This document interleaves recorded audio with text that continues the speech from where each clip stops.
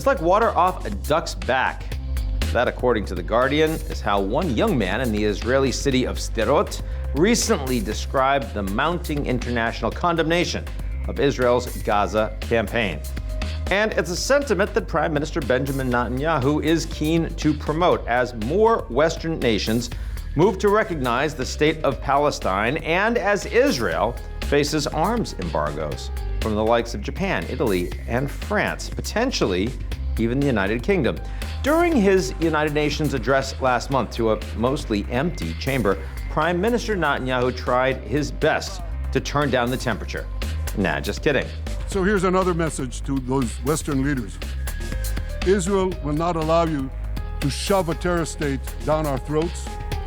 We will not commit national suicide because you don't have the guts to face down a hostile media and anti-Semitic mobs demanding Israel's blood. Far from buckling under international pressure, Netanyahu is escalating his military, stepping up its occupation of Gaza City, and he's weighing plans to annex parts of the West Bank. Even so, Bibi has begun to acknowledge that Israel is facing a, quote, kind of isolation that could last for decades. Israel has no choice, he recently said, but to become a super-Sparta, a militarized, self-sufficient economy that can stand alone. But can Israel make it on its own?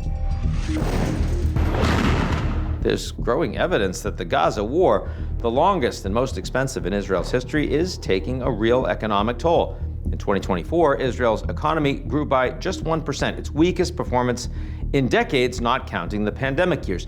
The European Union, Israel's biggest trading partner, recently proposed sanctions that would partially suspend its free trade agreement with Israel. In August, Norway's sovereign wealth fund, the world's largest, announced it was divesting parts of its portfolio in Israel due to the worsening humanitarian crisis in Gaza. But how can Israel ever be alone, you ask, when it has the backing of the United States? On the one hand, yes, absolutely.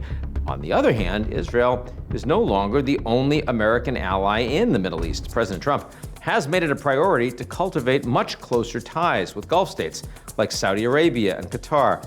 Case in point, when Netanyahu visited the White House in late September, Trump made him get on the phone, the Oval Office phone, and apologize to his Qatari counterpart for launching missiles into Doha earlier in the month. In short, with the Iran threat diminished, it's not hard to imagine a near future where the United States loses patience with Israel's regional elbow throwing and tightens the tap on that military aid. How likely is that outcome, and how isolated can Israel afford to become? The next few months will be critical in answering those questions.